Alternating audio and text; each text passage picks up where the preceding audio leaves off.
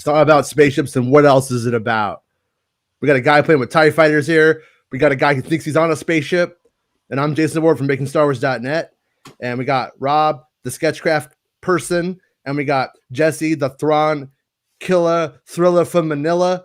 Happy birthday, Jesse. Thank you, sir. Thank you very much. And hello, everybody out there. Jesse is growing up before our eyes right now.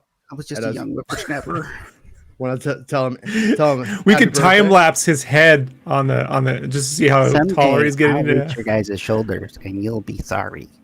So, did you like that Lucasfilm birthday present that they gave you on Friday? Yes and no. Yeah, it was more of a tease for me, more than enjoyment, I guess. I left early. Jesse, you gotta understand how annoyed I was. I'm all for what we got to do here, right? When there's news, Star Wars news, we got to cover it. You were there. You were the first guy there. I know. You woke me up. You're like, where are you? But to stare at the screen waiting for commercials is a level of hell that I just like. I don't even know if the commercials are coming. Like, I don't even know if or Disney heaven. People staring at commercials. It was heaven. You're watching hell. It is worse than fandom. I didn't think that'd be possible. I didn't think it'd be possible, but it was. It was worse. The only thing that saved it for me was the Willow bit. Because that was totally unexpected, and the humor was really good. Oh, no, it was on par, Q, and that was definitely him from the show with Ricky Gervais. The Life is Too Short. That is just, and it just rolled off of him so good. Yeah, I really think out of all the Star Wars alumni, he has the best comedic chops. Like who would have pegged that? You know, like his wife. Because he's managed to do multiple franchises. Fast.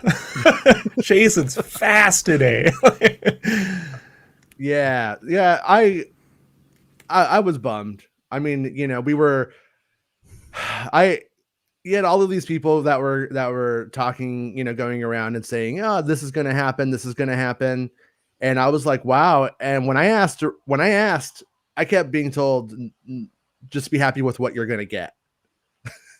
and I thought that meant, oh, okay, like, you know, it's not going to be a lot of anything, but a little of a lot. Mm-hmm. That was my hope. And then it came out, and there was nothing to it. And I talked to a buddy of mine at Marvel and a buddy of mine at Lucasfilm, and I can tell you that this was always the plan. There was nothing changed whatsoever. I am going to defer to the fact that my buddy Star Wars Stand-Up pointed out to me a couple days ago. D23 is next week. Mm-hmm. Maybe they got maybe they're not entirely all wrong, and maybe it's going to be at D23 next week. Even if that's the case, I just want to say this: Disney Plus marketing needs to be fired. The whole thing. You just throw it away. Well, get any other marketing department on the face of this planet at this point. And let me explain. Forget whether they had Star Wars news or not. I could give a shit less. Mm-hmm. They tell everyone to stare at their Twitter for 3 hours, to release mostly logos. When there was some footage to be shown, the leaked trailer or some Marvel footage, they put it behind the Disney Plus paywall, and they buried the Marvel footage in a 14-minute video that you had to get to the last 2 minutes to see of. Like, this all could be done in one 5-minute video that would have been shared 35 million times throughout the whole fucking day and dominated Twitter. But this is like, it's like if you told your parents about Twitter and they're like, I know what we could get everyone to come and stare at it and they'll follow our page. And it's just like, this is ridiculous. No, yeah, it's horrible. What's funny is the idea that there's that big of a difference between like Lucasfilm marketing and Marvel marketing. It's very incestuous. That's one of the things that these things talk to each other and they work together, and that was what they did. And in the end, I think that the mistake was just making nothing into something.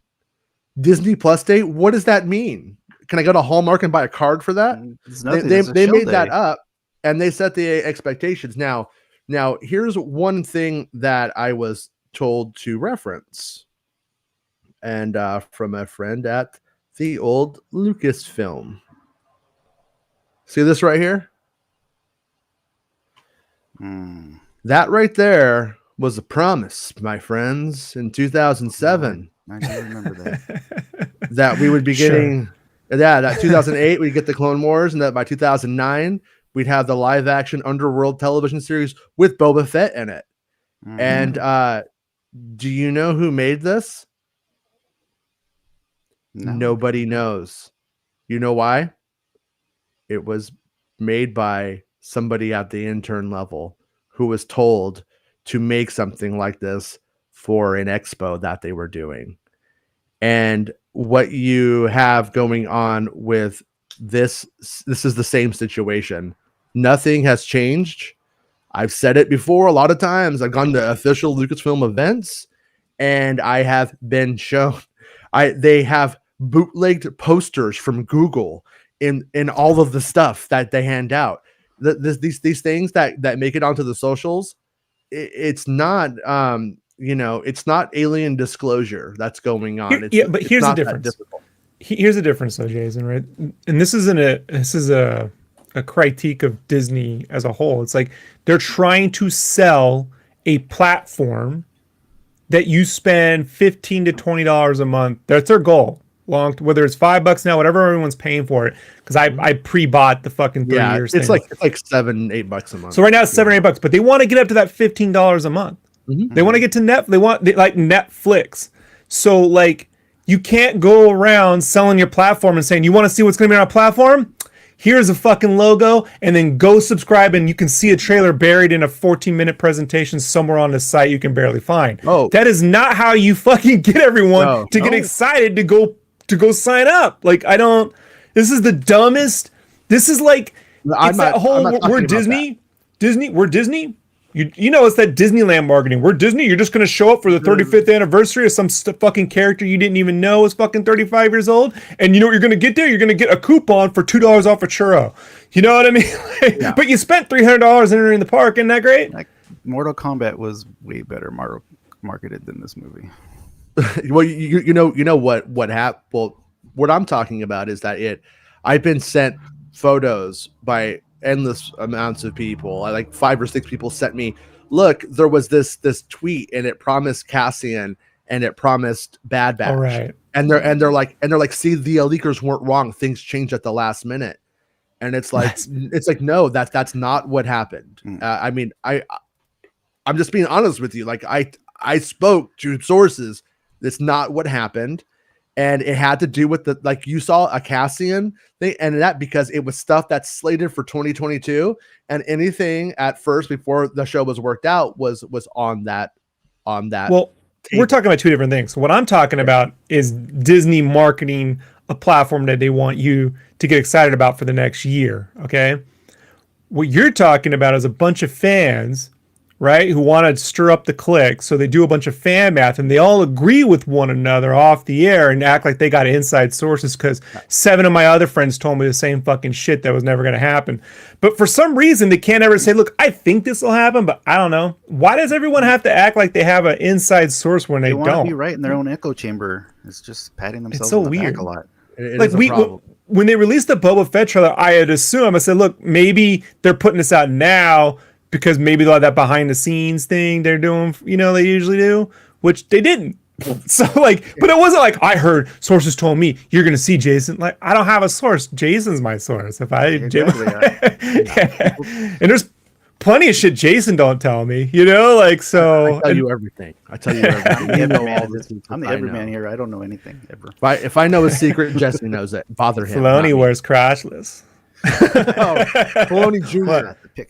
Filoni Jr. wears edible crotchless. So Filoni left that laptop somewhere. Not good. Mr. Santa says, I missed you today, dude. Hopefully we could do it next week, by the way. Star Wars Santa says, what's your take on Patty Jenkins' story? So yeah, the story that's going around is that there were more issues than just a scheduling conflict with it. And I mean, it's like everyone who follows Lucasfilm goes, oh, it's Kathleen Kennedy. they'll just pick her and go, it's her fault. She's the like, as it same people who think the president of the United States fixes the, makes the gas prices here.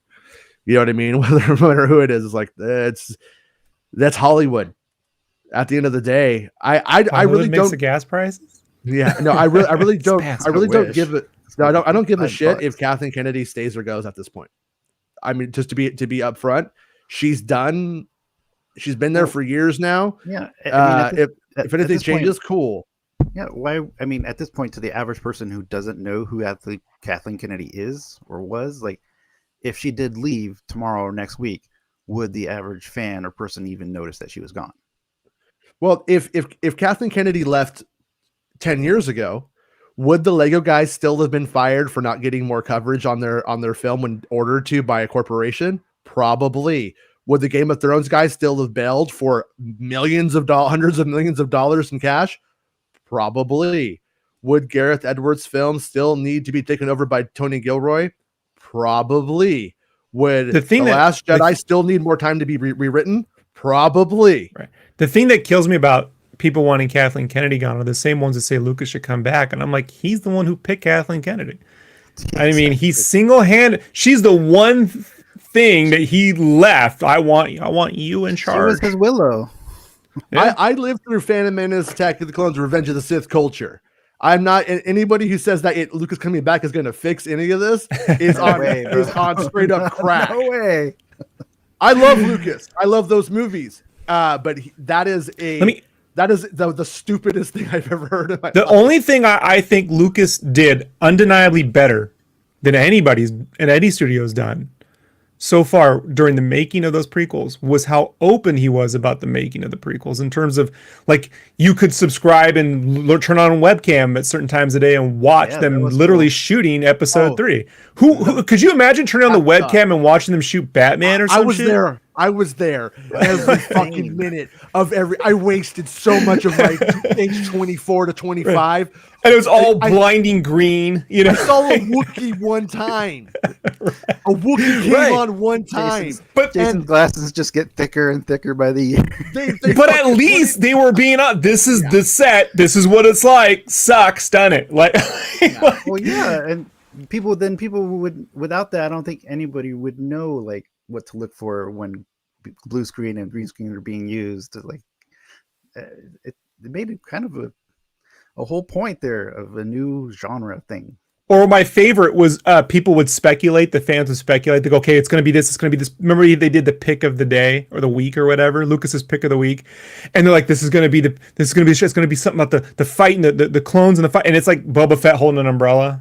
George Lucas selects for awesome. Palpatine and the sunglasses. No, and they actually did have the cameras on one set for a time, and it was from the fuel tank sequence in Revenge of the Sith. Remember that sequence that you never saw in the movie? That was the one thing that they knew was probably going to be cut pretty early on too. So, and then let's see what our buddy Caesar says. He says, "Hello, Jason. Kathleen Kennedy's revamp reminds me of 2018 when Bob Iger said Star Wars movies would have a slowdown, and now with Rogue Squadron, it's another slowdown." Is it? I mean, after the content that came out last week, I'm not calling anybody out or saying anybody is wrong about everything or whatever, but is anything that came out from those circles last week correct? Is there a Rogue or a Knights of the Old Republic movie? Nope. Is there another movie that's going to be replacing this one? Is any of that accurate? As it stands right now, there is no Star Wars movie coming out in 2023, and I tend to think there will be no Star Wars movie in 2023. Like, and this isn't like fan math, unless they're able to shoot the whole film in the volume by spring, the latest summer of next year, they're never going to be able to get visual effects up to a cinematic level in time for 2023. There's too many wheels that have to get into motion for that to happen. Now, Jason says they got a lot of projects in the works. They could run a script possibly, but the move that gets me was Paramount putting Star Trek in the Christmas slot for 2023. Like, if that holds, why would anybody put Star Trek up against Star Wars? Like that says to me that it's a free, and because the studios know internally, you know, like what's going to be in a slot somewhere. I may. So, yeah. Hey, what's up, man? Yeah. I don't really know if we will get one that year. And is Indy a 2023 movie now? Or is it 2024? Summer. Yeah, 2023. Summer. Yeah. Maybe Indy is our Lucasfilm 2023 movie now. Maybe that's what it will amount to, you know? Yeah. And are they going to hammer some merchandise stuff and some marketing then at that point, or is it going to just be like 2.5 months before and we're like, hey, guess what? Indiana Jones 5 is here. Yeah, that would probably for the last 6 months, but hey. Indiana Jones is one of those ones. I love Indy, for the record. I love Indy as much as I love Star Wars, probably, but I don't think it's a movie that deserves or earns the same kind of anticipation that a Star Wars movie does. I think it kind of shows up, and if it rocks, then everybody's like, yeah, and it's a thing. And then if it doesn't, then it's like, okay, it came out. They played that card with Kingdom of the Crystal Skull. Like the nostalgia card was already played. And given how that movie turned out in the eyes of 99% of the world, it's not going to work twice. Yeah. So, yeah, and thankfully, I mean, I have to say, like, I think that they're going to try to make an indie movie more to form of what we expect. No George Lucas, I'm going to think outside the box kind of stuff on it necessarily too much, anyways. Which is as we can see with like The Force Awakens is a good approach once. Well, if he's on the horse at any point in the movie, then like I think we saw in some of the he's in the horse a lot. Yeah, so that makes me kind of happy because I like Indy on a horse. Lots of horses versus motorcycles. I want him on a Vespa. I want an Indy Vespa. It's just a perfect blend between motorcycle and minecart. Delivering pizza pies on the back of his Vespa. I want him to like write it in CGI on like telephone wires, you know, like the whole thing. Like, and did I hear right that Chris Pratt is supposed to be Mario for the Super Mario Brothers movie? That's doing the voice, not live action. It's a CGI movie. People are way overthinking that bullshit. Look, I'm Chris Pratt. It's a me, Mario. Yeah. Anybody can fucking do it. Exactly. He was just fine in the Lego movie. The voice work. No one remembers that, but that was him too. So it's like I like Queen's Gambit as Peach. I want to see her in the costume. Seth Rogen as Donkey Kong is the real winner out of all that. Let's be perfectly honest. Like that is genius level cast. You know, he's even getting it. From what I heard, they're doing a Donkey Kong CGI film with him because it's so perfect. Why not? Yeah, I want to get John Leguizamo's Diddy Kong and have him do have him do the pest again, just as Diddy. Yeah. But my favorite thing ever, though, even worse than anything that Lucasfilm did on Friday or tried to do on Friday or didn't do on Friday was. It's Mario. He's so cool. When they announced Chris Pratt, he's so cool. Or something like that. It's like just because you say that doesn't make it true, Nintendo. But yeah, come out of the ADR booth with a mustache. But my question is, number one is I saw like a story came out today about Rogue Squadron. And I don't know anything about the source. About I never read anything from them. Everybody could know them. I'm not saying I know anything. I don't know them. So I read it, and it kind of seemed a little like it was on the YouTube train of Fire Kathleen Kennedy kind of stuff. And I was a little bit like, there was one thing in it though. They're like, oh, they clashed with Michelle Rejuan, and that seems realistic to me. To some extent, it's not a name most people know. So if it's insider trolling, if it is fake, or they actually like. I'm not saying it's fake. I don't want to like start a fight with somebody. I don't even. I said know if. About. No. If it's fake, then it would be clever insider trolling, right? Because you're dropping a name that people don't generally know. Francisco says it comes from an ex-editor of Hollywood Reporter. So okay. So it's at least not just like some dude named Joe or something, And yeah, Ian Snyder told us. Ian Snyder.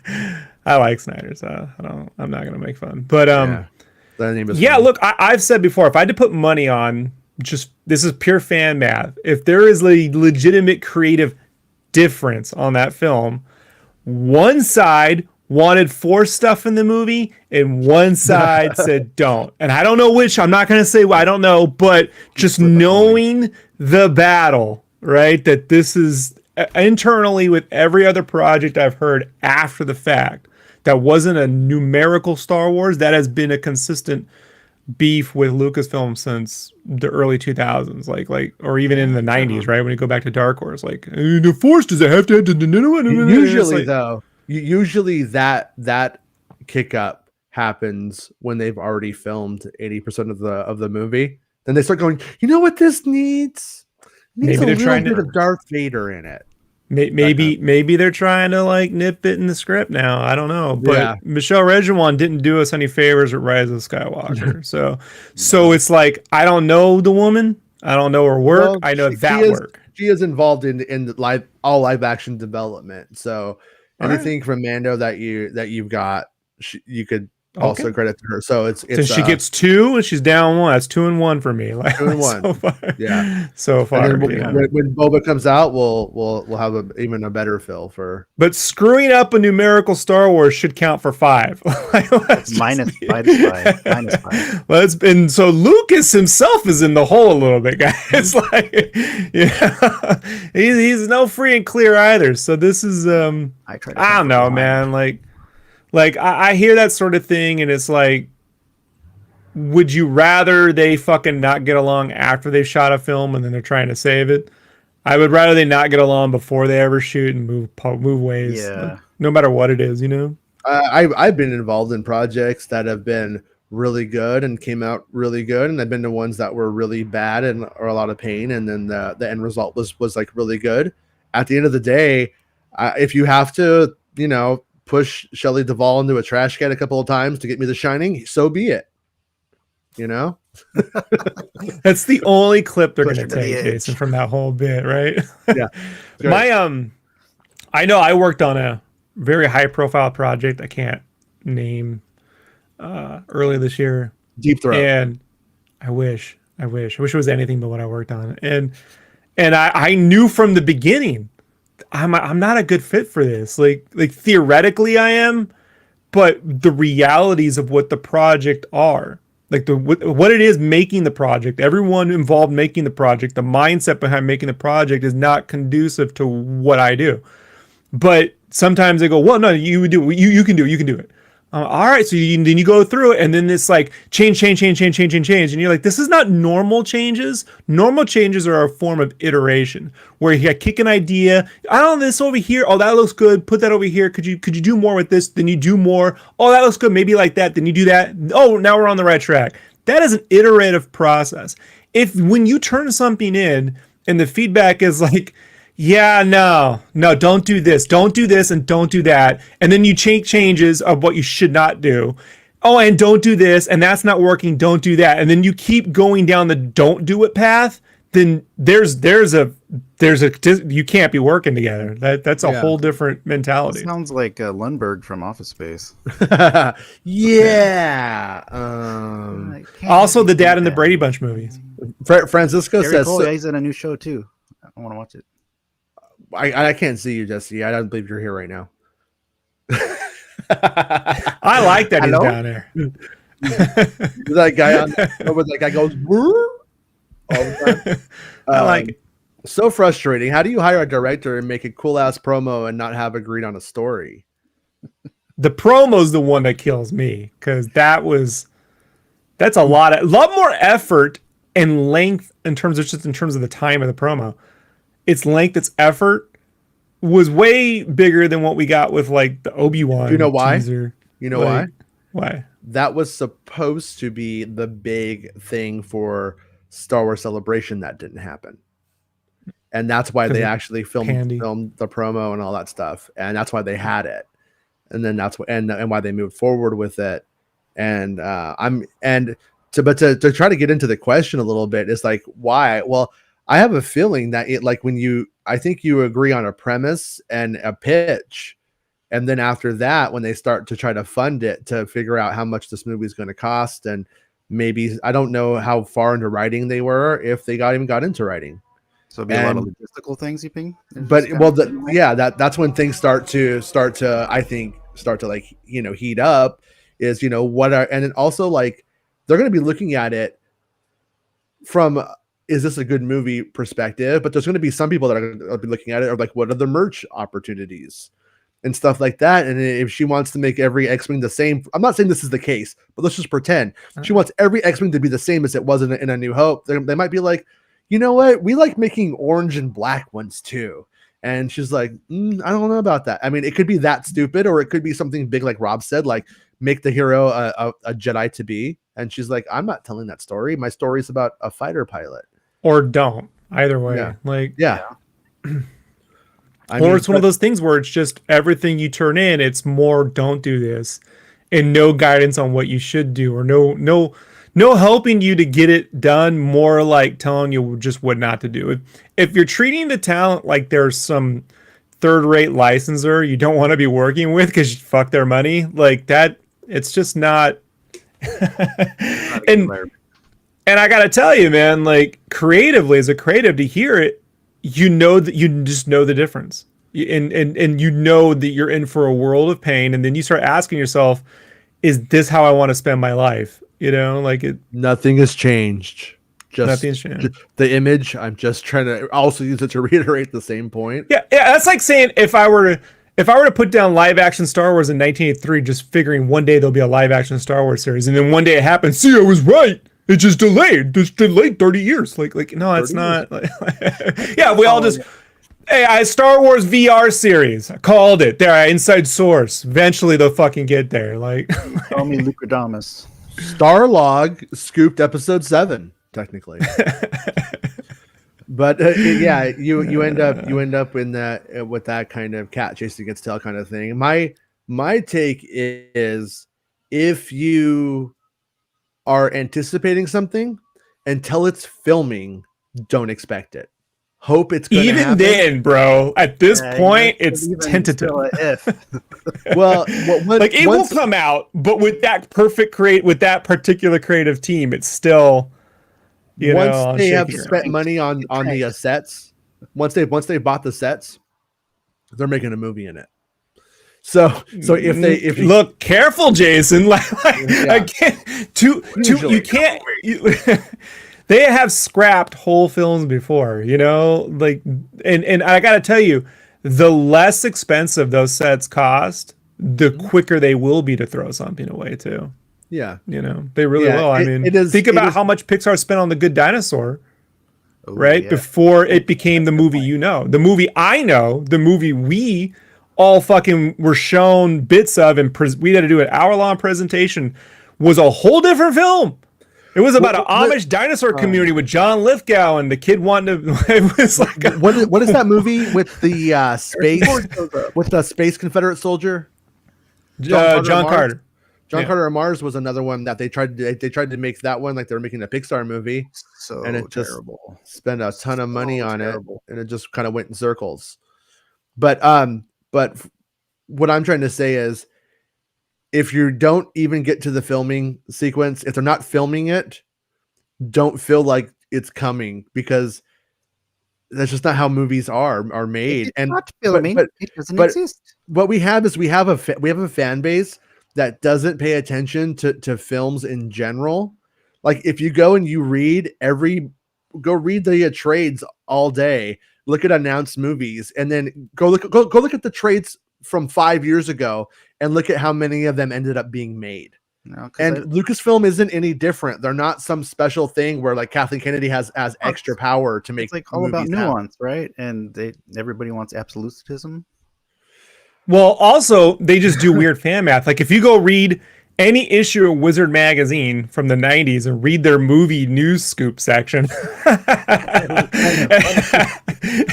Right, you laugh now, but believe me, at the time I had to hear about Christopher Columbus directing Fantastic Four for fucking 3 years. Right? Oh, I don't forget, bro. Holy Culkin, so Human Torch. And so now It was Johnny or Franklin Richards. That was the one. Macaulay Culkin's friend. As he kept getting older, I'm like, he can't be Franklin. He's not fucking Home Alone size for even a year, guys. Like but that was the one I heard. I have fans of this show now who talk to me and go, "You don't know, Rob, you know," and I'm like, guys, just I don't believe anything you say. No offense. No offense to anyone out there. The only person I trust with info is Jason, and Jason will tell you, I don't know. You know what I mean? Like, I don't know. Like, he don't know. That's what they said. I don't know. The only reason why I ever reached out to Jason is because he was the only show that ever got anything right. That's it. That's it. And you can say, well, this little thing here, it didn't. Those other things didn't make it through the popularity sphere, right? There's a buffer. Like it's with UFO stuff. Like I don't get into the nitty gritty of what's going on in the community. I wait till it goes through several filters. To pass up to the levels, because otherwise you're down here studying weird theories and speculation that unless you're really into it, which I am not, I can't fill my head up because you'll be pot committed to do that all that. I'll start thinking it's real. Like 5 years later, I'm like, didn't I hear that thing they were doing? And then Jason go, no, because he doesn't forget anything. I'll be like I said it before, wasn't that one thing? And Jason goes, no, man, that shit was bullshit. Like, yeah, yep. So just if you're out there and you're like, well, I know, or you think you can figure it out, just sit back, wait for a Tuesday when they randomly drop some bullshit, and then we'll critique that video. But This whole weird thing of trying to figure out what they're going to do is, do they really know what they're doing? Did you really think Steven Spielberg had a real big vision for Indy 4? No. Or were they just making whatever? We got everyone together. We're doing a thing. Everyone agrees that's the thing we're making. I don't know. Yeah, Adam Sandler movie now. It's all for them to have a vacation and be together and hang out. Hey. No. With like Indy, for instance, Harrison Ford wants to do one. Disney wants to capitalize on the character who they own. We're going to do an Indiana Jones movie, and then they're going to figure out what they want to do. And that's why obviously we don't get Spielberg in the end game of it, making that movie. On a side note, by the way, I think I was a little turned off to the time travel potentiality of Indiana Jones 5, I should say. And I kept thinking, I don't want that. Then I started thinking about it, and I'm like, every movie that you love that isn't Star Wars and Indiana Jones is a time travel movie. So I'm like, Jason, the only other movie Jason likes is Back to the Future and Bill and Ted. And I'm even going to throw Looper in there. You just said every movie other than Star Wars and Indy is time travel. Like, that's hilarious. That I like. That I love. That you like, but you said we like. You guys like what I like. You guys are with me now. I like Sonic the Hedgehog. I'm like, the Alf TV movie was not a time travel story, Jason. Like, actually, Sonic runs so fast. How do you think his ship works? It's powered by cats. He just throws them in the incinerator. I saw a meme that said the world is billions of years old, and you managed to live in the time when Alf was a thing. Think about that. I was like, whoa. Yeah, James actually is going where I wanted to go next. If Lucasfilm had a premise they liked, they would be making Rogue Squadron without Patty Jenkins. And that was kind of where I and we kind of talked about it a bit, I think, with James. I was like, they need to start deciding that they want to make a Rogue Squadron movie. Then they need to start working out what that's going to be, and then hire the person who could bring it all together, as opposed to letting people come in with a pitch. I want to make a Rogue Squadron movie, and then letting it go. Like, you're not really selling us on it. You sold us on it in the pitch, but you're not selling us on it now. Like, what's the production team that made the new Top Gun movie? I don't know. I mean, that's Chris McQuarrie and the director from Doug Liman or whatever? I don't know, Krasinski. Sorry, and Krasinski. McQuarrie did Rogue One's shooting script, I believe. Yeah. Right. So I'm certain Scott Free's probably involved. No. Thanks, James, for the birthday wish yesterday. Appreciate it. Happy birthday again. I was gonna say, if anything screamed television series, man, it's Rogue Squadron. Like, a movie where they get into X-Wings and they blow something up and they're training it, like training in airplanes in the real world, there's danger. There's no real danger to CGI spaceship flying, especially in Star Wars. I mean, they blow up or they don't blow up, but it's not like the fear of blowing up. Now, you could say, Rob, that's the trick. They'll make you think that. And that's true. You probably could, but I haven't seen, how do I say this? The last few movies Patty Jenkins did were very fantasy based and not really grounded in reality, you know? Like, yeah. Let's just say that. So, like, none of her genre based filming was like Monster. And I doubt they would make Monster with ship. Now, look, I am the first one to say don't just judge an artist based on what they last did. It's unfair.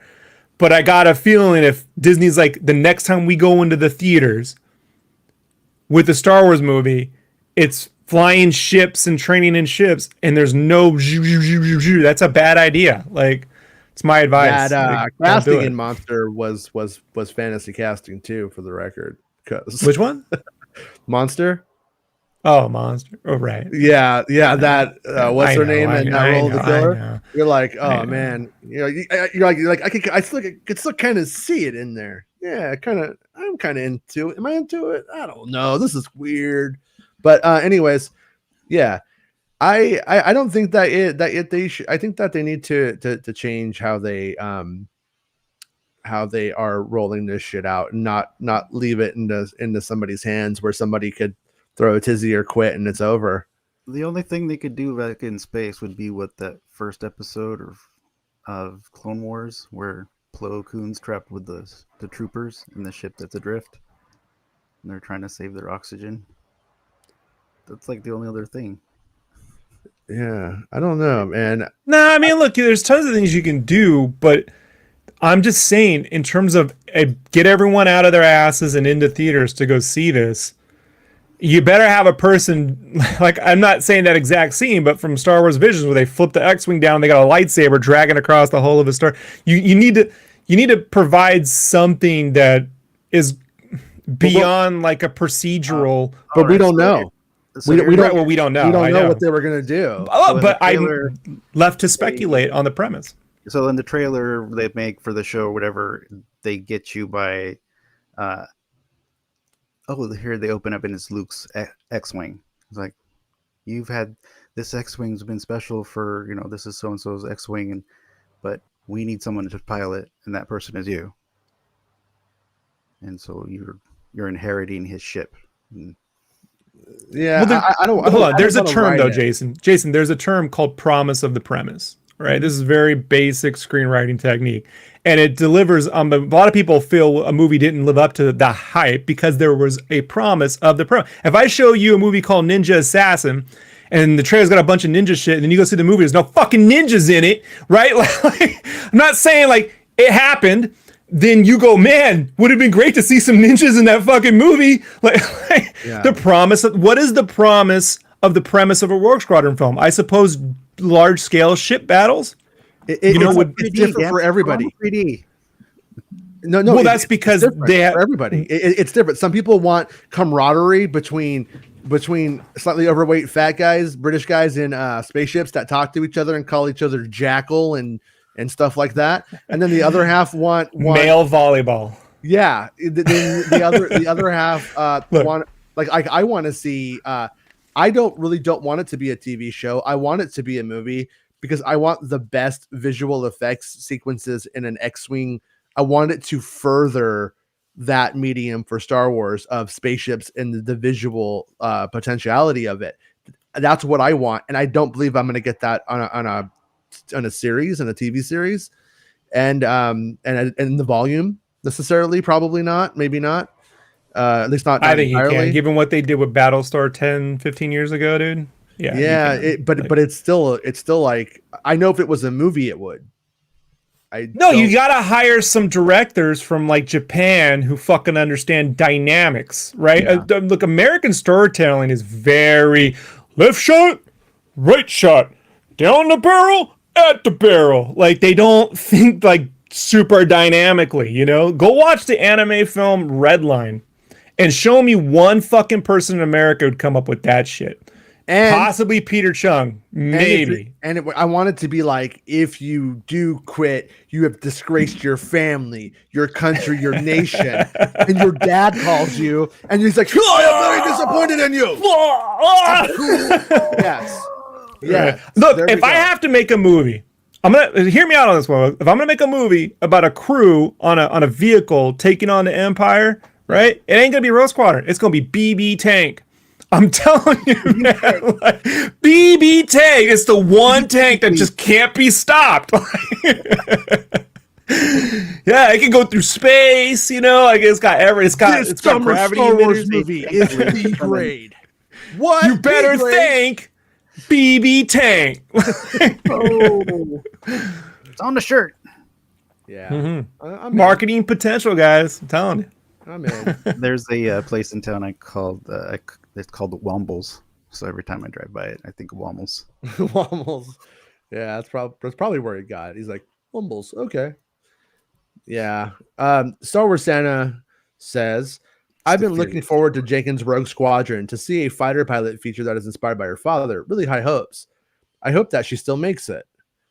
Yeah, and that is like the whole question is, I mean, the other thing always to remember is when something goes a little wrong, the media will always make it a lot wrong. So if this is, let's pretend it's all true. Okay, it is all true. Then there you go. Let's pretend like it's not all true. And when it's not all true, do we still believe that there would be people in the media who would still push the narrative that it is a complete shit show clusterfuck for attention, clicks, and For sure, and to be a part of the story? Yes, every time. So on my end of the spectrum, until somebody I know who tells me otherwise, I'm going like, well, that's one story, but I'm not pretending like that I know the story. And I think that we shouldn't. I think it wouldn't serve us well to assume that that's the case. Because I also at the same time, though, to like lean into what Santa says, like I like that marketing angle of her father was a fighter pilot, so therefore it means this. But it also like doesn't mean like because your dad made Ghostbusters doesn't mean you're going to make the best Ghostbusters movie either. I'm going to say that on Thursday. I'll let you know how it goes. But same here. But well, at least look, that's not the same thing. It'd be like if her father really piloted an X-wing, that'd be the fucking conversation. I think this is more like my dad once pretended to be a Ghostbuster how do I say? I'm not gonna say pretend. Well, look, it's not the same thing. I just think, look, the promise of the premise. Look, I'm gonna tell you right now. If I had to pick between a Rogue Squadron feature film and a Pod Racer feature film, I'm taking the Pod Racer feature film every day of the week. It's way more interesting to see pod racers skimming across surfaces, and it's way more dangerous. The ship stuff doesn't fucking quite ring the same. Not a lot of stakes. We got it for 2023 right now. Kitster's Dadster, takes Kitster down to the track. And it's a movie about a father and a son going to the track all the time. Come here, Kitster. Dadster owes a lot of money to Jabba, and Daddy, we don't have the rent paid. Don't worry, kid. We're going down to the pod race track, and now that your little stupid friend left the planet, I ain't gonna bet on the wrong kid again. So Bubba was supposed to take it all. Yeah, damn that Doug. Yeah, Dadster, 2023. Dadster, a Star Wars story. Yeah, starring Sylvester Stallone. Fascist Stallone. It's because my dad, I'm going to direct it because my dad once rented Cobra and what's that? What's the movie? Marion Dadster. Yeah. What's the Marion movie? Cobretti? Cobra. Over the Top. Over the Top. My dad what was it? All he said was what was the one, and I knew. Who knows? Well, yeah, because anytime you turn that head around, that gives you the extra to get over that top. Hold on, you gotta do the special grip around the pod, right? That's the trick, right? It's the special pod grip. Grab this mic. Sorry, James. In the opening of the movie, is Kitster watching Ben Quadraneros get curb stomped in front of his children. Oh shit! And then he realizes the danger his family is in. Captain Power says, "Only you can stop Gambler. Curb stomping? Captain Bauer got real. Yeah, there's one curb in Tatooine, and they find it and they put Ben on it. Yeah. I asked for Ben Solo, not Ben Q. When they crack his head open, the Jawas run over. Suka, Suka. Like no.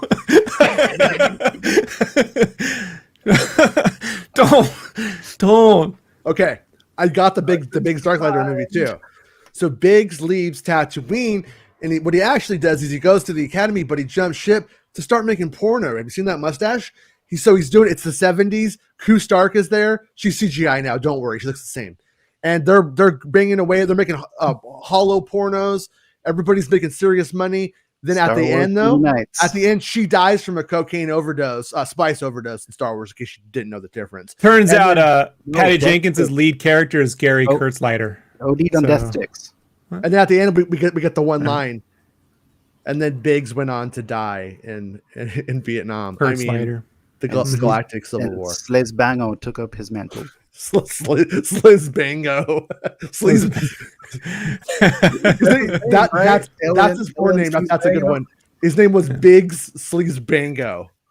Michael Pike will play him. It's got those names. Yeah.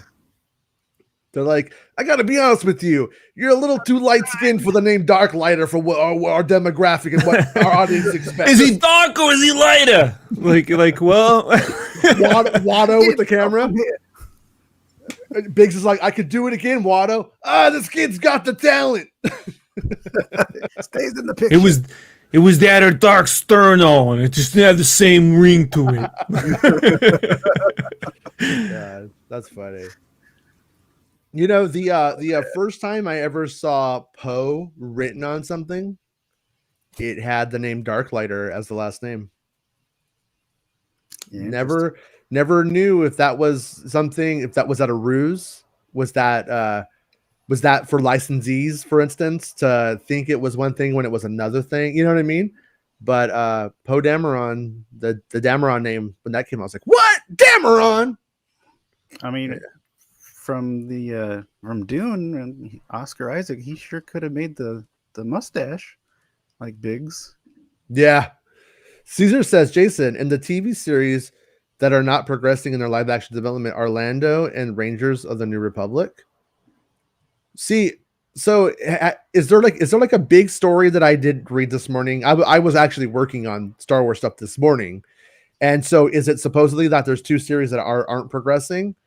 Because the last I heard a few weeks back, Rangers of the New Republic was progressing. Haven't heard anything about the Orlando show that I to be replaced with Rogue Squadron. You'll see. Yeah, you'll see. I mean, at one point I was told that Rogue Squadron was going to be a post episode 9 cop movie, and that Rangers of the New Republic was chips by comparison. And maybe that synergy falling apart, maybe they decided not to do either of them. I don't know. The interesting show, man, is not Rogue Squadron, where we see a bunch of heroes and ships defeat the Empire. The interesting show is Wraith Squadron, where we see these people in TIE fighters that don't survive one shot ever. Right. And just they constantly have to rotate through that crew, just constantly kill people in one episode or two. And it's their friends just like we don't make it. We never make it. The rebels just always fucking murder us. But if we don't do that, the Empire will murder my whole fucking family. Like did you guys play Squadrons? A little bit, and I got rid of it. I could not stand that game. Yeah, the good VR, bad play control. The bad story. Bad story, yeah. Thank you. Yeah, it was just really lame. The bad guys are like, I'm evil. I'm a TIE fighter pilot, and I'm going to shoot and kill children with my TIE fighter spaceship. And you're just like, see, you don't have to make the Nazi regime sympathetic. You make the fucking people who are conscripted into it and have no fucking choice but to serve because they'll fucking obliterate their entire planet, the sympathetic characters. Like, what do you do? This is why when I hear people in this country say things, we need a draft, everyone should have to go. You don't want that. You don't want a bunch of... Go study your Vietnam. You don't want a bunch of people being forced to serve in war who don't want to be there. And you certainly don't want to have to rely on them. Like, it's not a... It's not an interesting. So that's the interesting idea. I'm not gonna say they won't do it. The likelihood of them doing it is minimal. Yeah. I was listening to a podcast, and it was an African American guy, and he was talking about his father in the war in Vietnam. That like the life expectancy was like 0.3 seconds. Oh shit! To live over there. Great. That's and in a TIE fighter, you would be like, man, these things get blown up all the time. Yeah, they're so unstable. So I thought that was one of the few real dynamic moments of The Force Awakens when they steal that TIE fighter, because you're like, this is a dangerous vehicle to be flying, bro. Especially if you don't know what you're doing. Well, one of the stronger points made in the Clone Wars television series is Ahsoka's boyfriend, Lux. His planet is positioned in such a way where under the Republic, things weren't so great. They're almost, I don't know if they were going for like a Germany pre-World War II kind of vibe with it, but they end up in a situation where the Confederacy of Independent Star Systems makes a lot of sense for them. But you could definitely see how planets that were in that position, though, could be in a thing where they're like, life is actually looking better for us under the Empire. The direction feels better. And then you could do a story with those people realizing, but it's especially post Jedi, where it's unclear what the fallout. Once you remove the Emperor and Vader from the equation, and then you're like, well, it's about survival, and these are the only way we can. Then it brings in some complexity to that, yeah. And I think Star Wars needs more complexity. It's way too dumbed down at this point. Like when the Empire falls, there has to be planets that face starvation all of a sudden. And what do those people think of this new Republic? They're going to blame it, and under it, it's not the answer for them. They don't feel like it is, and like there's just so many stories that you could. They just released this Art of the Marvel Studios, like the history of the Marvel MCU. And Marvel put it out. It's $130 big hardcover, but my buddy was reading the section on Civil War when they got to that film. And how the directors, Marcus and McFeely, there was a battle between them and this story group that Marvel Comics had set up, right, in New York. Mm-hmm. And Marvel Comics wanted the end of that movie to be Tony Stark and Captain America have then team back up, and they fight all these super soldiers. And the directors were like, look, man, people are going to kill us if we do that. Like, and they were like, well, we got to do it. You got to do it. You have to do it. So they went to Alan Horn, I think. Yeah, they went to someone at Disney. They're like, look, Horn Dog. The explanation they made was people love fucking chocolate cake, but if you serve them that same fucking thing after 6 days, they're going to fucking murder you. And we can't keep making these movies where we set up this premise, but then at the end, everything's better and it's all resolved. We need to not let it resolve. We need to pare down the story so that it gets down to these characters, these three characters fighting at the end, and they don't resolve it, and we move on to the next film. And that was a huge, like The Last Jedi.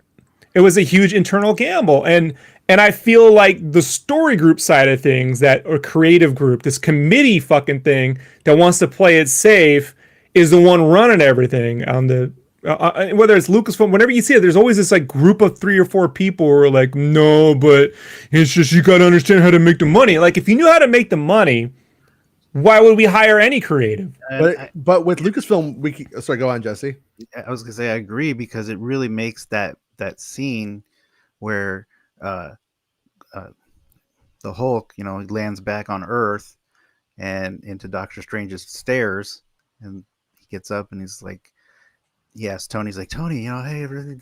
So where's everybody else at? He's like, me and Cap are on speaking terms. We don't. Or when you see the phone ring, it means something. Yeah, these little things. To those scenes and to that part of the story, like you're saying, it really does. With Lucasfilm, though, my thing is, if these committees had any real power, we wouldn't keep having 1 or 2 people leaving, kneecapping the whole thing. Well, power is different than just driving people nuts and getting them to walk away, which is what the 2 directors now, Marcus and McFeely, could have easily walked away from Marvel at that point. Then they don't make Civil War. Then they don't make Infinity War. They don't make Endgame. Like, you could just see how that's a pivotal decision where if you just keep letting the talent walk away because you think you know better, right? Internally, you have to. How do I say this? To get anything worth worth buying, anything worth buying, you need to find people who are creative and put them in positions of creative decision making. And you have to understand that, yeah, it's not going to work every time, but at least you won't end up with generic bullshit every fucking time you go up to bat. And generic is like, what I say is, if it feels like you're eating Chinese food at a hometown buffet, that's generic bullshit. Like, it's the most safest. Let me guess. It's sweet and sour. Let me guess. You know, it's teriyaki. Let me guess. Like, that's what I'm trying. And that's what I feel like we're getting from a lot of these things. And that's where I feel like this the idea of even doing a Rogue Squadron movie is like, whoop, we're going to give them the thing they know. Sounds great. It's X-Wings and we'll have them against the Empire again. It's like, you need something else.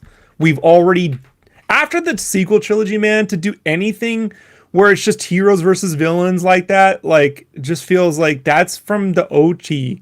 Possibly even the prequels weren't so clear, you know, like in that level. I mean, I'm not saying in a good way. Like, obviously the execution is, you know. Could we get like where somebody from the Empire takes like a big weapon or some kind of new prototype ship, and Rogue Squadron's got to intercept them, or try to, their mission is to intercept them before they go do whatever they got to do. I mean, yeah, there's like tons of there in genre. There's just tons of things that they can do, like what you're saying, or like Dam Busters is one of the classic ones. You know what I mean? There's like all kinds of potential there for fighter pilot stories, but I don't understand why Patty Jenkins is the only one who can do this.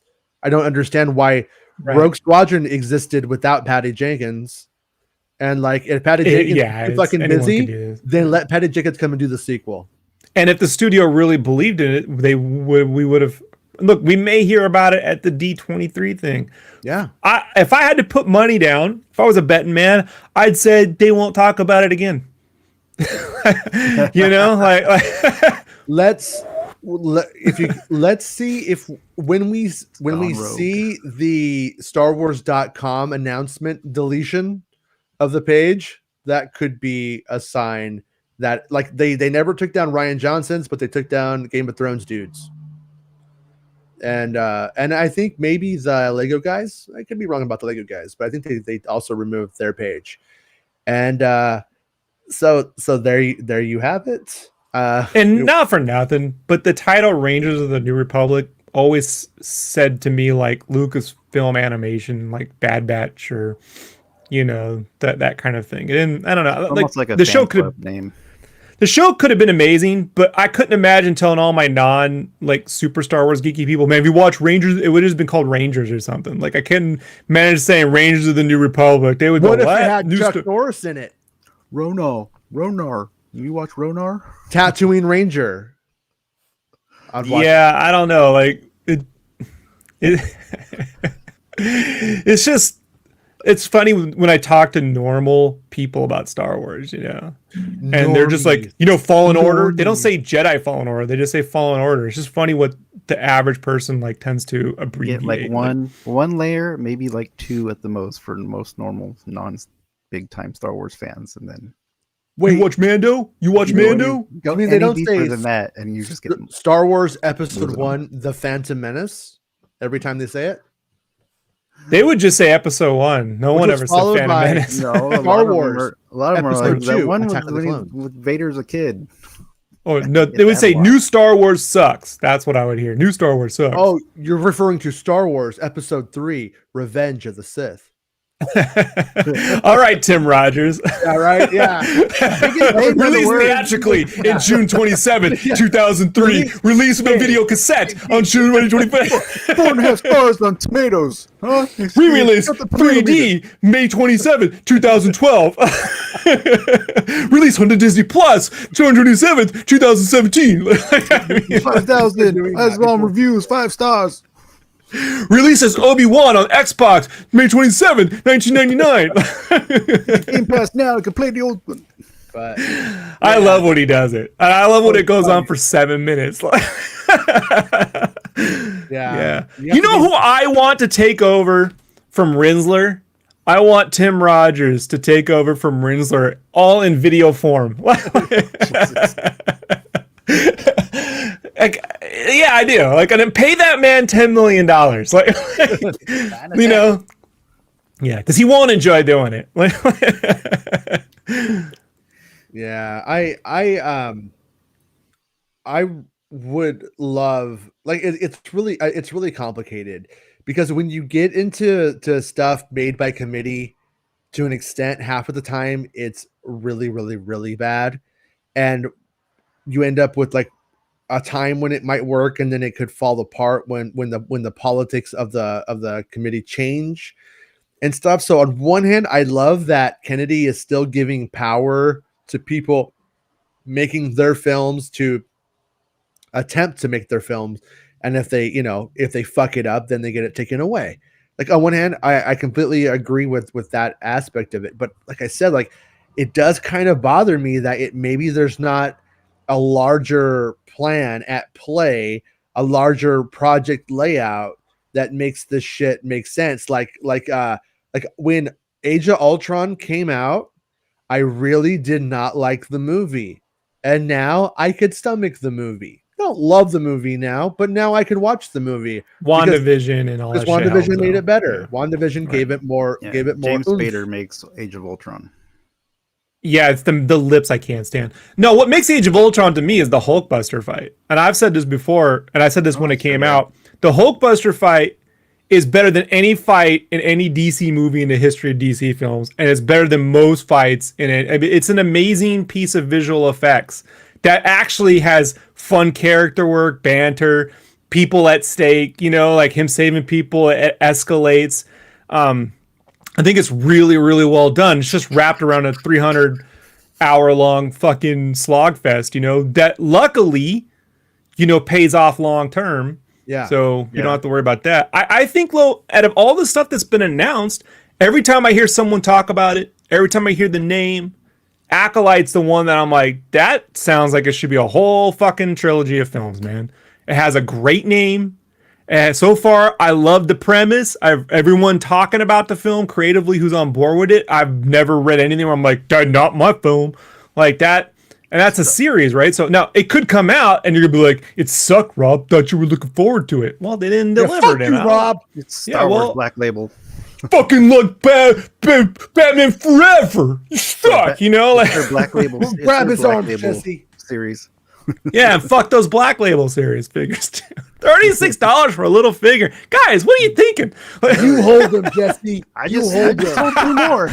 All right, Chalky White, you know, put your flyers down, buddy. Jesus, man. Somebody just bought Cassian and K2SO for me, so I shipped those out yesterday. It's a great side hustle, but they're fucking nuts. Like sorry. That's the thing that I've heard so far that sounds like it has tons of potential, has a great angle. They're not doing the normal thing. They're leaning into some of the prequel trilogy stuff in a positive way. Could fucking suck all around though. You know, who knows? They managed not to fall into any of the trappings, and they kind of keep what they're doing separate. I think it has a very good potential. Very under the radar so far.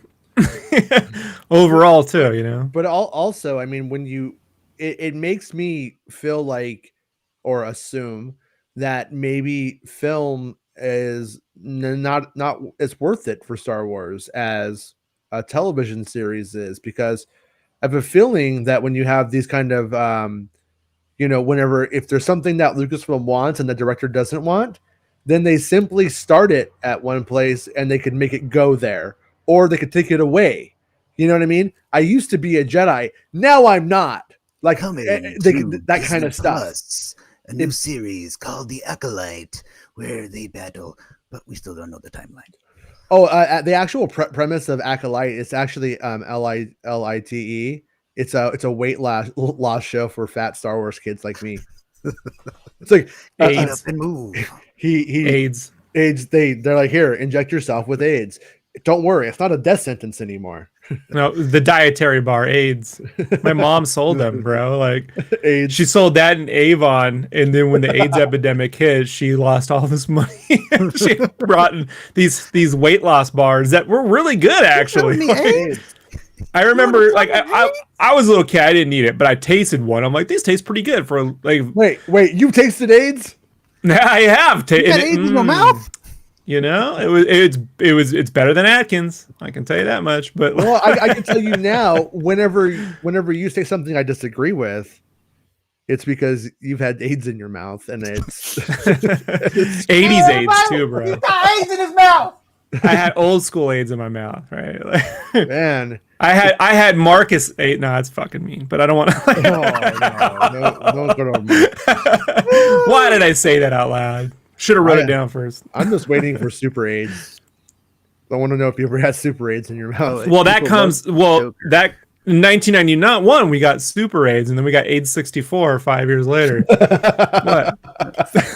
Francisco says that people love Joker. I can honestly say it. I've never watched Joker. I didn't like the movie. I liked it. I don't think I like the cinematography. I didn't like the movie. So. I liked it. I don't. I think it was like a very fun one-off. It's a Batman origin story. I can't take it. Yeah, they literally end up with the alley and the pearls, and I can't deal with it. Yeah, pearls again. I didn't. If it were a legitimate Elseworld story, he should have murdered Bruce Wayne, and so there could never be a Batman in their universe. That is the interesting change in the flip. But at the end of the day, it's still a Batman origin story. I haven't watched it around with a different type of pearl necklace. I haven't watched it since it came out. And I remember thinking it was going to be that he was Batman's brother, and I was like, "Whoa!" Republic, but they didn't do that, right? In the end, he's not Batman's brother, right? No. Yeah, if that would have been a fun spin. No, the fun spin would have been him killing Bruce Wayne, so there can never be a Batman. What would that universe look like? Well, that's when we would get Thomas Wayne as Batman. Look, it would have been a different, not that Thomas Wayne. That big old schlubby Wayne? No. So he discovered CrossFit. Oh no, he's the one who's hosting Acolyte, the Star Wars weight loss show. But bad AIDS. Oh, no. See, people aren't gonna know what the fuck I'm talking about, so I shouldn't joke. Because I'll be like, "You're making fun of a fucking disease." Like, no, I'm making fun of a health bar that was quite successful. That my mom lost fucking got to be at least I want to say $400 or $500 on. Which look in early '80s money was quite the loot, man. She's oh man, then she had to go get a job at Pizza Hut. Well, that's actually what killed Freddie Mercury. It didn't taste good. Right. Shut up, dude. It's horrible. It's a horrible joke. It horrible. Is. Freddie Mercury pisses me off because he refused treatment, and his boyfriend lived like another 20 years, and I'm like, fucking Freddie Mercury, you fucking asshole idiot. You could have made a couple more records. His last song he did was Mother Love, man. Come on, that lyric sucked, and it would have been a lot better. That song is kind of cool, but the lyric Mother Love kills the song. And if he had lived a couple more days, they'd been like, you know what, Mother Love sucks. Let's change it to like fucking dragon. Mother Love Bone, dragon on your back, dragon on my back too, something like that. But anyways, yeah, Rescue Rangers of the Republic. The immortal Star Wars says Rescue Rangers. I'm 6 episodes into a tiny little Chippendales. Oh yeah, DuckTales. Yeah, I'm enjoying it. I do think your connecting it to Star Wars is maybe a little insane. You're nuts, dude. Super crossover. You haven't gotten in. You haven't seen how it all ties together. Chippendale Rescue Rangers in Star Wars cinema. Yeah, that's my I'm watched 6 episodes in. Me and my daughter are watching it. She's loving it. I'm liking it a lot. But I will say that it definitely gets to coast so far on on proving that it's not forgetting what it is. Like here, that goes away, bro. Okay, you'll see. Okay, but you gotta understand. I can't. It was the hardest thing to get my wife to even watch it because she was like, "They're just remaking another thing I loved as a kid." I'm like, "Look, I love DuckTales. The video game was better than the cartoon, because the cartoon was a lot of hokey, goofy shit, which I didn't mind watching, but yeah, no, the nephews didn't have personalities, right? Like it was just a lot of like, and some of those yeah. Beagles are really racist now when you go back and watch it. But like, yeah, That's what Gargoyles was for, to have personality. this was 87, bro. It's almost 10 years later or before. Yeah. DuckTales appeared in 1987. It's way earlier. But the cartoon, just trust me on this one, bro. Like it rewards sticking with. You can see how as they went, they were like, oh, and this, oh, and this, oh, and this, and this, and then they do not keep doing the same thing over and over again. It's not formulaic. Yeah. I know. I've liked it so far. So far, it's been good. The only thing that we will never not be better about is that theme song. It's a pretty candy ass version of the theme song. I can't lie. That bass, it doesn't have the so every now and then I put on the original one and I show my daughter, I'm like, listen to this. This is fucking rocks. Fuck yeah. Wait till you see what they do with the theme song. Okay. I know, right? Like, all right, cool. No, I'm so far like the episode I'm on, it's just still like some Disney princess going here in Duckburg, and I'm like, fuck you. It's not how it goes. It needs to sound like a guy who wants to sell me fucking Diet Coke in the 80s on TV. From the guy who liked Kingdom of the Crystal Skull. Yeah, that movie is good. That movie is good. Okay, buddy. I watched The Mummy, and I'm going to be honest. If there was a German sex act going on, The Mummy's definitely the one taking the shit in the mouth, and Kingdom of the Crystal Skull is definitely the shitter. The Mummy was my second favorite film in 1999. 1999 was not a good year for movies. The Matrix, The Mummy, God, his tomb. Yeah, keep going. Phantom Menace. What? I See Dead People, I think. I'd put that around 6 or 7 for me. Yeah, I put it around 20. Power over the sands, an infomortal. I don't know what you're doing, Jesse. I don't know what. I think The Mummy. You said The Mummy, and I like that the guy who is the I don't know, the guy in black. But the guy who has guyliner on. Yeah, he was trying to protect. I take it back. My favorite film of 1999 was Iron Giant. I had to go double check. I thought it was Iron 2000. Giant. Yeah, that was my favorite film that year. Iron Giant's not not got October Sky that year. Boondock Saints. Oh God, Boondock Saints got ruined by guys who said, "Hey, you seen Boondock Saints?" No, I've never seen it. Yeah. Now you know how all those people who don't care about Star Wars feel about when. Have you even seen Star Wars? How are you getting Star Wars? Yeah. every girl who never wanted to watch Star Wars meets a guy who's like, "You haven't seen it? You gotta watch it." Like, oh no. No, I don't. Yeah, I usually get. I've never seen Star Wars and I don't want to. Is that a problem? And 13th Warrior came out in 1999. I forgot about that. That's a good movie. Antonio Banderas, right? Versus aliens. I saw. I went to Hollywood Video one day, and they're like, "Hey, come here, kid, come here. We want to show you something." And I'm like, "What? What are you gonna show me, Mister?" And then they're like, "We want to show you 5 scenes from the 13th Warrior, and we'll give you $26." I was like, "Okay." Fight Club came out in 99. Okay, I guess that is probably the best movie. South Park. Oh yeah, South. There were good movies in 19. Galaxy Quest. Get out of here, Jason. You're out of here. A lot of Office Space. Oh, okay. Yeah. Okay. Whatever. Come on. It was all right. It was okay.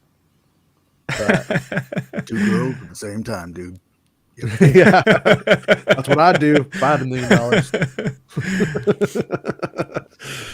Yeah. Some movie called Murder Cycle, which now I have to watch. Oh, I saw that. I saw that years ago. That is fucking awesome. And we need to lobby Red Letter Media to cover that because Murder Cycle seems right up their alley. Murder Cycle. It's like what's that movie with Dolph Lundgren in the 80s where he was chasing the alien? I saw Highway to Hell on a test screen. I Come in Peace. That's the movie. I Come in Peace. I love that movie. Come in Peace. I always felt the title Showdown in Little Tokyo should have been the sequel to Big Trouble in Little China. Definitely. Right? Like that name Showdown in Little Tokyo, that should have been the sequel to Big Trouble in Little China. A good movie. Is the dude who made They Live in Big Trouble in Little China, is he dead? No. No. Well, what's he doing? No. He's producing the that sequel with The Rock. Actually, he's retired. Oh, okay, So so he's retired. All right, fair enough. There's been rumblings of a Big Trouble in China remake, I heard, but nothing else. with The Rock. Yeah. But The Rock. Hey man, say what you want. That dude saw Black Adam through production. He ain't no Michelle Rejuan. He gets shit done like eventually. He's been talking about that for legit for over 10 years. Legit. Yeah, like I mean, imagine if Edgar Wright stuck with the Ant-Man fucking for till 2023. Yeah, that would have been nuts. Yeah, John Carpenter lives. That's right. Yeah, he plays video games. Yeah, because I wouldn't mind if he revisited They Live and Big Trouble in Little China. But the thing about Big Trouble in Little China is like it's kind of funny because like Burton, he sucks. That's what's so good about him. And I'm like, will The Rock do that? Will The Rock? I enjoyed the Old Man Burton comic. It's not the movie, but it's drawn really, really well, and the humor's pretty good. Yeah. Oh, and he was. It's more like yeah. Sorry. It's the Old Man Burton comics more like Gendy Tartakovsky, like that Samurai Jack-ish kind of, a little bit of Powerpuff Girls in there, kind of thing, but with all that mythological lore and stuff. So. Yeah. Cool. I would not mind having more. No, and you can't forget the Thing. I mean, that's one of my favorite movies when I was growing up. Of course, yeah. I accidentally, while intoxicated one night, decided I had to watch The Thing, and I bought the new one. Oh, the new one sucks. And then I was really mad, and I watched it, and I was even more mad about it. So then I went and bought it, and I tried to get my money back, and Voodoo was like, "Nah, you were clearly high." Yeah, not a bad idea. Just it's a shame they should have let him do all the practical effects, and it's definitely that premise. What happened at the Swedish camp or whatever makes for the perfect Silent Hill like game, right? Exactly. Yeah, it's video game material to be certain. Like for sure. Yeah.